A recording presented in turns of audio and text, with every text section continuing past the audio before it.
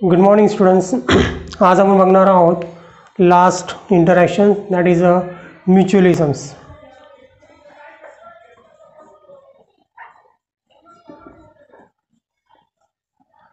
Students, म्युच्युअलिझम्सला आपण symbiosis म्हणतोय.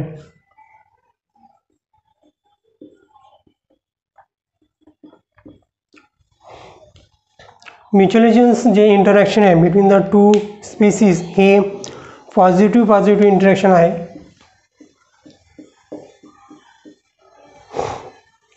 पॉझिटिव्ह इंटरॅक्शन म्हणजे it is a positive interaction. Okay, तर लास्ट वन जी आहे म्युच्युअलिझम ती पॉझिटिव्ह इंटरॅक्शनच आहे, कारण की ही जी इंटरॅक्शन ज्या दोन स्पेसीसमध्ये होते त्या स्पेसीसमध्ये दोघांनाही काय होते, बेनिफिट होते आहे, दोन्ही याच्यामध्ये प्लस आहेत. ठीक आहे, याला आपण सिम्बायोसिससुद्धा म्हणतोय. ठीक आहे, so both the species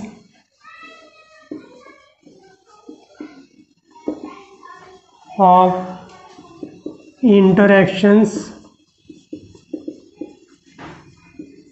get benefits.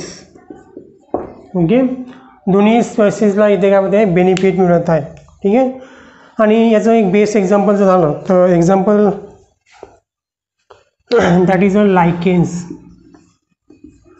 लायकेन तुम्हाला माहिती असेल स्टुडंट्स, लायकेन ही actually it is a combination of two organisms. Okay, त्यातला एक जो ऑर्गॅनिझम आहे that is a fungi. Okay, आणि सेकंड स्पेसीस जी आहे ती आहे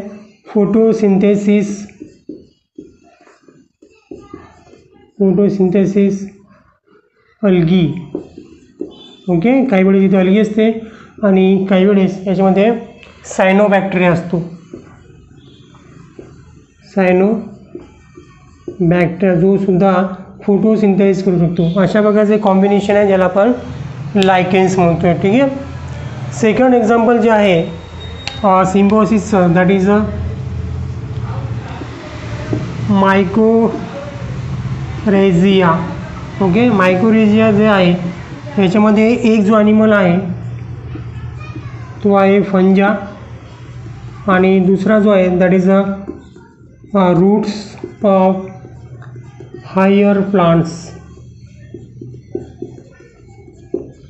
ओके, म्हणजे ही जी पर्टिक्युलर फंजा आहे ती हायर प्लांटच्या रूट्समध्ये सापडते आणि तिच्यासोबत ही असोसिएशन करून राहते किंवा इंटरॅक्शन होते त्यांच्यामध्ये, आणि that interaction is a positive interactions. Okay, यालाच आपण सिम्बायोसिस म्हणतोय. ठीक आहे, तर या दोन्ही ज्या स्पेसीस आहेत अल्गी आणि फंजाच्या, यांच्यामध्ये एक स्पेसीस त्याला एक प्रकारे न्यूट्रिशन प्रोव्हाइड करते आणि ती स्पेसी म्हणजे फंजा. ठीक आहे, तर जे आवश्यक जे काही न्यूट्रिशन्स आहेत फॉर द हायर प्लांट्स किंवा फोटोसिंथेसिस अल्गी जे ते स्वतः घेऊ शकत नाही ते प्रोव्हाइड करण्याचं काम फंजा करत असते, आणि त्याच्या एक्सेटमध्ये त्याच्या एक्सचेंजमध्ये तो फंजा आहे या स्पेसीसकडून अल्गीकडून किंवा हायर प्लांट्सकडून न्यूट्रिशन्स मिळवतो आहे. ठीक आहे, न्यूट्रियन्स देतो आहे आणि न्यूट्रिशन मिळवतो आहे, म्हणजे तो हाय एनर्जी रिच कार्बोहायड्रेट त्यांच्याकडून मिळवतो आहे. ठीक आहे, अशा प्रकारचे इंटरॅक्शन्स आहेत याच्यामध्ये दोघांना काय आहे, याच्यामध्ये बेनिफिट्स आहेत. तर दोन्ही स्पेसीस याच्यामध्ये काय आहे, पॉझिटिव्ह आहे. ओके, पण याच्यापेक्षा द मोस्ट इम्पॉर्टन्स आणि स्पेक्ट्युलर्स त्याचबरोबर इव्होल्युशनरी फॅसिनेटिंग एक्झाम्पल जे आहे सिम्बायोसिसचं that is a plants and animals.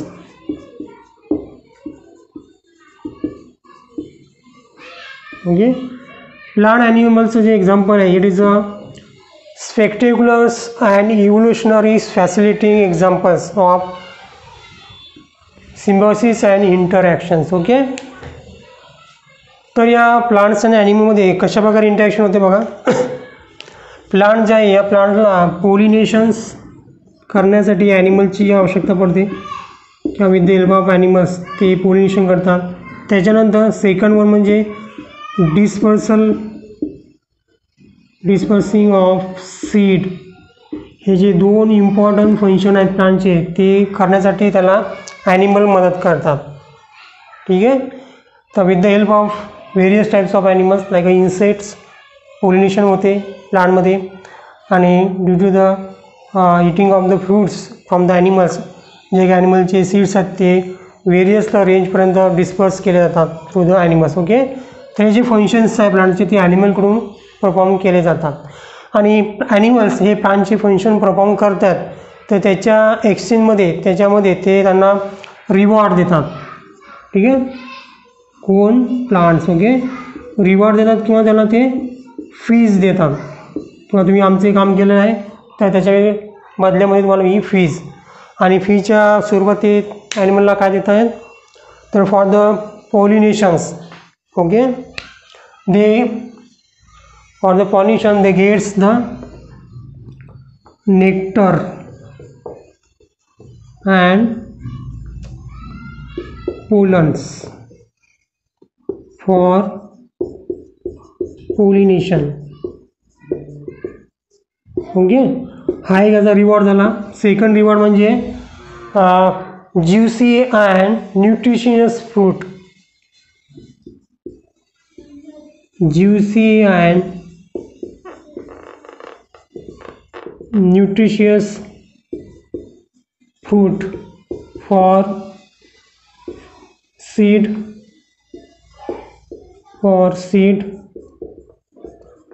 dispersing okay for seed dispersion okay सीडला जे डिस्पर्स करतात किंवा स्प्रेड करतात त्यासाठी त्यांना ज्युसी आणि न्यूट्रिशियस फूड खायला मिळतात. हे त्यांचा रिवॉर्ड आहे किंवा फीज आहे जे प्लांटकडून त्यांना मिळते.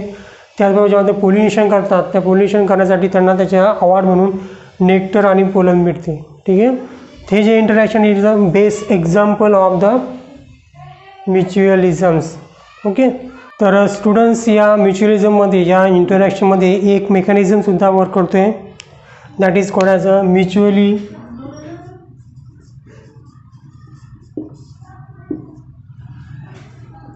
Mutually beneficial system provided the safeguard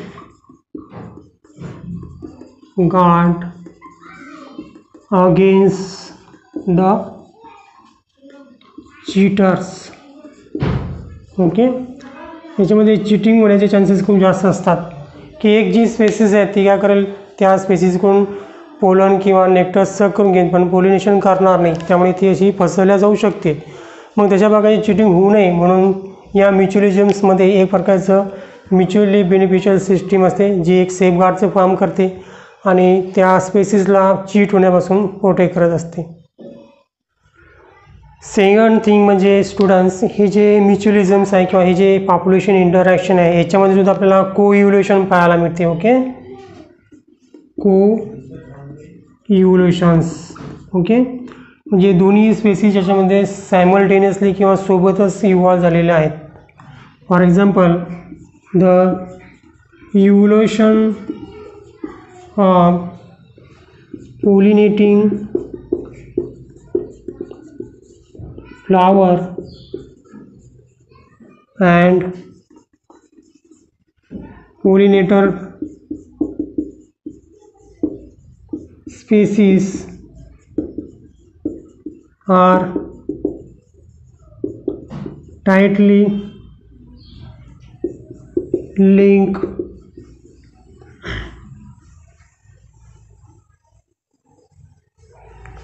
with one another. तर स्टुडंट्स इथे सुद्धा आपल्याला को इव्होल्युशन पाहायला मिळते म्हणजे दोन्ही स्पेसीसमध्ये सायमल्टेनियसली इव्होल्युशन होत असते आणि ड्यू टू दॅट आपण असे म्हणू शकतो की इथं स्पेसिफिसिटी आहे. ठीक आहे, म्हणजे पोलिनेटर फ्लावर जे असेल त्याच्या फ्लावरला पोलिनेशन करायचं असेल ते फ्लावर आणि जी स्पेसीज आहे जे पोलिनेशन करणार आहे या दोघांमध्ये स्पेसिफिसिटी असते म्हणजे ते पर्टिक्युलर एकमेकांसोबत टाईटली लिंक असतात. म्हणजे पर्टिक्युलर स्पेसीज या पर्टिक्युलर फ्लावरलाच काय करेल पोलिनेट करेल, दुसरी स्पेसीज त्याला पोलिनेट करू शकणार नाही. अशा प्रकारचे त्यांच्यामध्ये इव्होल्युशन झालेलं असते. अशा जर स्पेसीज असतात त्याला म्हणा आपण they are the tightly link with each others म्हणजे याच पोलिनेटर स्पेसीजकडून या इव्होल्युशनरी फ्लावरला पोलिनेट केल्या जाऊ शकते, अदरवाईज नो. ओके, याचं एक्झाम्पल जर सांगायचं झालं that is the best example is the fig tree आणि द पोलिनेटिंग स्पेसीस त्याची जी पर्टिक्युलर पोलिनेटिंग स्पेसीस आहे that is a pollinator species of wasps. Okay, wasps जे आहेत त्याच पर्टिक्युलरली फिक्स ट्रीचे जे काही फ्लावर आहेत त्याला पोलिनेट करू शकतात. ठीक आहे, त्याच्या व्यतिरिक्त त्याच्यामध्ये कोणी पोलिनेटर करू शकत नाही. आणि ड्यू टू दिस इंटरॅक्शन्स जे वॅप्स स्पेसिस आहेत किंवा फिमेल वॅप्स जे आहेत female wasps are use fruit for ovipositor. Okay, ovipositor किंवा ovipositions दोन्ही वर्ड सेम आहेत, करेक्ट आहे. कोणाचं एग्स लेईंग. ओके, त्याचा अर्थ काय होतोय eggs laying. Okay, second things they are also use and used for developing seeds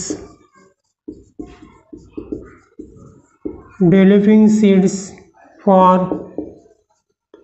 its larvae. Okay, तर ड्यू टू दॅट म्युच्युअलिझम्स या इंटरॅक्शनमुळे जो काही इन्सेक्ट आहे वॅप्स त्याच्यामध्ये असा बेनिफिट होतो, याला असा रिवॉर्ड मिळतो आहे किंवा त्याला अशा प्रकारे फीज मिळतात की ज्याच्यामुळे तो जे फ्रूट्स आहेत फिगचे, ठीक आहे, फिगचे जे फ्रूट्स आहेत त्याच्यामध्ये तो त्याचे अंडे ले करू शकतो आहे. ठीक आहे, आणि दुसरा एक बेनिफिट असा आहे की त्या अंड्यातून येणारे जे काही लार्वीज आहेत त्यांना फीड करण्यासाठी त्या फ्रूटमध्ये जे काही सीड्स आहेत ते सीड्ससुद्धा तो युटिलाइज करतो आहे. अशा प्रकारे तो त्याच्यामुळे बेनिफिट मिळवतो आहे. ठीक आहे, आणि त्याच्याचमुळे फिग ट्रीला काय होते पोलिनेशन मिळते आहे. ठीक आहे, म्हणजे एग्स डिपॉझिट करण्यासाठी जेव्हा फिमेल वॅप्स एका फ्लावरवरून दुसऱ्या फ्लावरवरती जाते तेव्हा ते एक प्रकारे तिथे पोलिनेशन करते आहे किंवा पोलन ग्रेन ट्रान्सफर करत असते. म्हणजे अशा प्रकारे या दोघांमध्ये म्युच्युअलिझम्स आहे किंवा सिम्बॉसिस आहे. ठीक आहे, दोघांनी याच्यामध्ये काय होते बेनिफिट्स मिळत आहे. That is examples of the this one. Okay, because both the species are co-evolution. दोघे स्पेसीज को-इव्होल्युशन झाल्यामुळे फक्त व्यास स्पेसीसच फिक्स ट्रीच्या फ्लावरला पोलिनेट करू शकते. ठीक आहे, को-इव्होल्युशनचं आपण आता एक बेस्ट एक्झाम्पल बघितलं वॅप्स आणि फिक्स ट्रीचं. त्याच्यामध्ये आणखीन एक बेस्ट एक्झाम्पल जे आहे की हे जे म्युच्युअलिझम करणारे जे ॲनिमल्स आहेत त्यांच्यामध्ये कशाप्रकारे को-इव्होल्युशन झालेलं आहे दॅट इज म्हणजे ऑर्चिड्स प्लांट्स.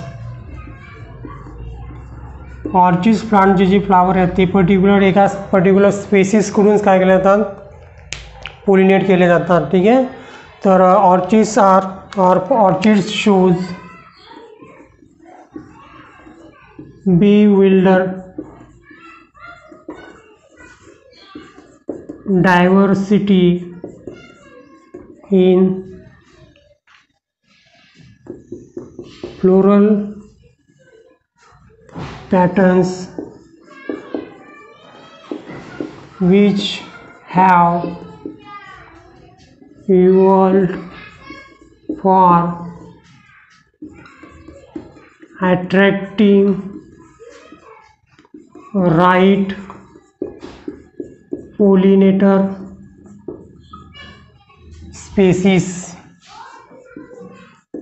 ओके, आणि त्यांचे एक्झाम्पल जे आहेत ते म्हणजे बीज अँड बंबल बीज. म्हणजे दोन्ही सायमल्टेनियसली या सोबतच को-इव्हॉल्व झाले असल्यामुळे त्यांचे स्ट्रक्चर असे पर्टिक्युलर बनलेले आहेत की पर्टिक्युलर त्या स्पेसिसकडून ऑर्चिड्स प्लांटला काय केलं जाते पोलिनेट केले जाते. ठीक आहे, तर ऑर्चिडमध्ये तुम्हाला असे एक प्रकारची डायव्हर्सिटी दिसेल फ्लावरल पॅटर्नमध्ये. म्हणजे अशा प्रकारचे डिफरंट टाईपचे फ्लावर तिथे पाहायला मिळतील की ते फ्लावर एका पर्टिक्युलर स्पेसिसकडून पोलिनेट केले जातात. तर बरेचशा स्पेसिस ज्या आहेत त्या ऑर्चिडच्या त्या बीज आणि बंबल बीजकडूनच काय केल्या जातात पोलिनेट केले जातात.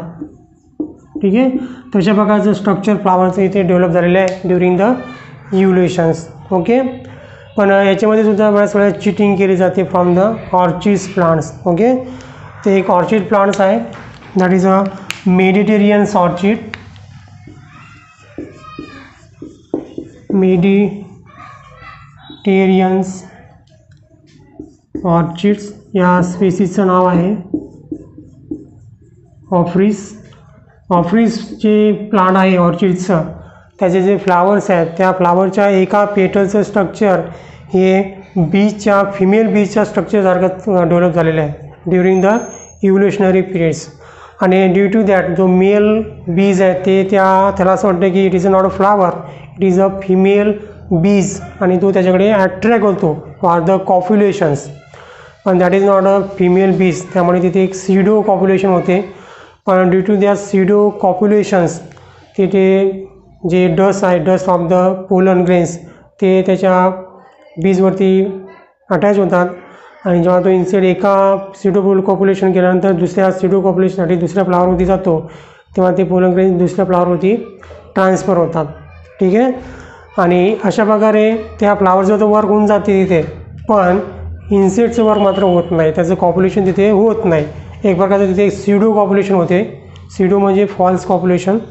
ठीक आहे. म्हणजे ही जी स्पेसीज आहे ती एक प्रकारे सेक्सुअली डिसेट करते आहे, sexual IT. Okay. So it is sexual deceit करते species for the bumblebees. Okay.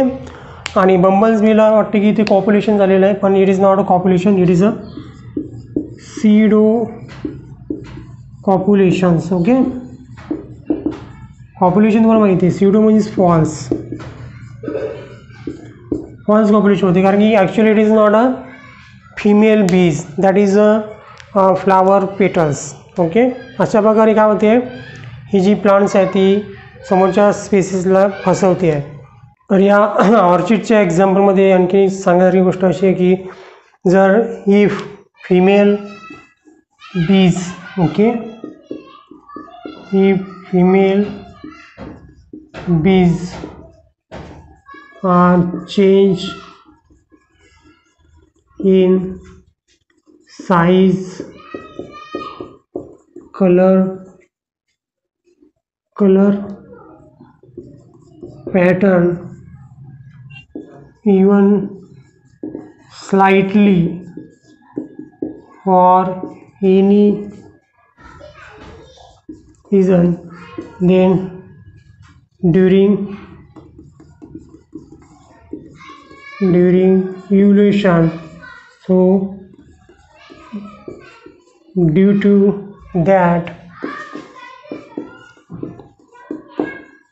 the pollination will be stopped. Okay. आणि याच प्रॉब्लेममधून बाहेर येण्यासाठी जी सेकंड स्पेसीज जी ऑर्चिडची they also evolve in such a way manners. Okay. So other species